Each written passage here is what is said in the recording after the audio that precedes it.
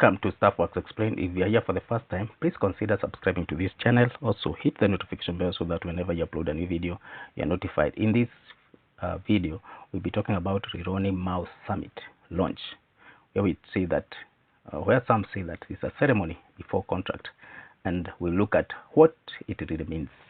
The dueling of Rironi Nakuru Mouse Summit Highway is one of the most consequential infrastructure undertakings in Kenya's recent history. It's a project long promised, frequently delayed, and deeply intertwined within the country's economic lifelines. Today's high-profile launch arrives with a fanfare befitting a transformative national project. Crowds will be gathering, leaders are assembling, and state agencies have issued extensive advisories for the public to brace for disruptions along the corridor. Yet, beneath the ceremonial flags and speeches lies a less obvious truth. The project being launched has no signed construction contract as far as what is in public is concerned. Negotiations with the preferred bidders are still underway, and the essential elements of the public-private partnership remain unresolved. The launch marks a moment of political and symbolic significance, but in technical terms, it represents the beginning of a process, not its culmination. As congestion continues to creep the Nairobi-Nakuru Mouse Summit route, the backbone of the Northern Corridor, Kenya deserves clarity. What exactly is being launched? What stage is the project truly at? And what does this event mean for the lifetime or for the timeline? The financing model, the credibility of the state's infrastructure commitments. Let's start by looking at the launch event. According to Kenya National Highway Authority, Kenya, the formal launch of the Rironi Nakuru Mouse Summit expansion is set for Friday, 28th November 2025, which is today, with the head of state, President William Ruto, expected to preside over the event. The authority has already issued a traffic advisory, cautioning motorists for widespread disruptions during the ceremony along key sections of the A8 corridor. This aligns with significant public mobilization typically associated with national infrastructure announcement. State officials, including the Principal Secretary for Roads, conducted a joint inspection for the corridor on 27th November 2025, which is a final check signaling that the administration wants the event executed at full scale. As far as we are aware, or as far as information that is public is concerned, contract has not yet been signed.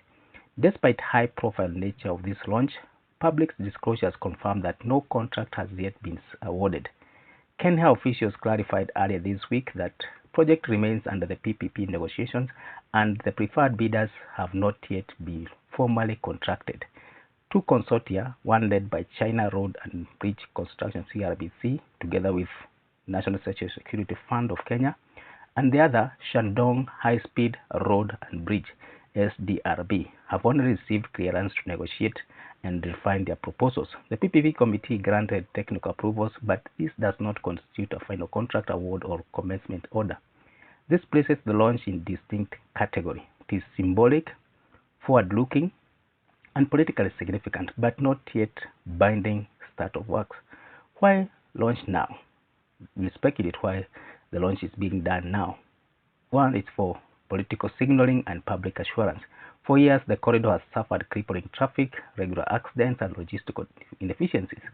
A ceremony now helps the government reaffirm that it has not abandoned the project despite earlier contract cancellation and procurement setbacks. There is also resetting after a failed PPP deal. The launch follows the termination of previous contract with French consortium earlier in the year. A costly decision for a state. A new public ceremony provides a narrative reset. There's also a legal and procedural leeway within the PPP framework. The project has passed some key approvals and they are significant, making a public pronouncement permissible even without the final agreement signed. PPP laws allows announcement of preferred bidders and project intent while negotiations continue. There's also the economic and investor signaling. The corridor is essential for Northern Corridor and the Great Lakes Trade System. A launch event signals policy continuity, reassuring businesses and international partners that the project remains a high priority. What does this launch, what does it do, and what does it not mean? The launch does mean that the state remains committed to the project. 2, the preparatory groundwork and the political buy-in are in place. And 3, the corridor upgrade remains a national priority. The launch does not mean that actual construction begins immediately. 2, the financing agreement are final. 3, that tolling concession details, land concession and environment and social impact assessment finalization are complete. And 4, that risk of further delays are eliminated. Let's look at risk and uncertainty that remain. 1, we have negotiation background being still possible. Preferred bidders can withdraw or fail to meet financing or regulatory requirements. It's not guaranteed that they will agree. Then there is financing constraint. Affordability issues doomed the previous contract. Similar concerns could surface. 3, we have transparency gaps. The eventual PPP terms, tolls, concessions, durations, stakeholder obligations, all these still are not fully disclosed.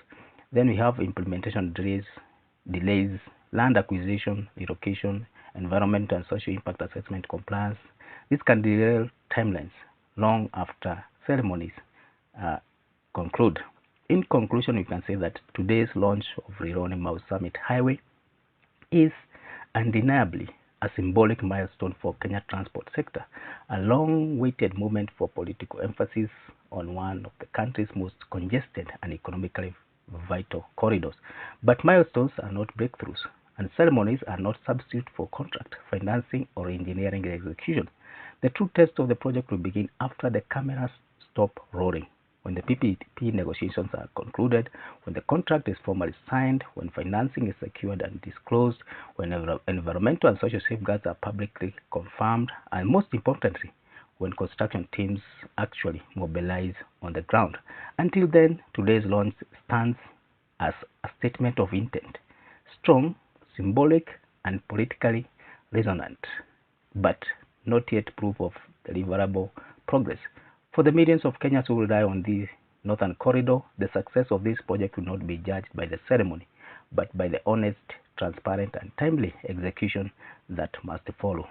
So thank you for reaching this far. If this is your first time here, please consider subscribing to this channel. Also, hit the notification bell so that whenever I upload a new video, you are notified. You can also leave a comment about this launch and what it actually means. Thank you.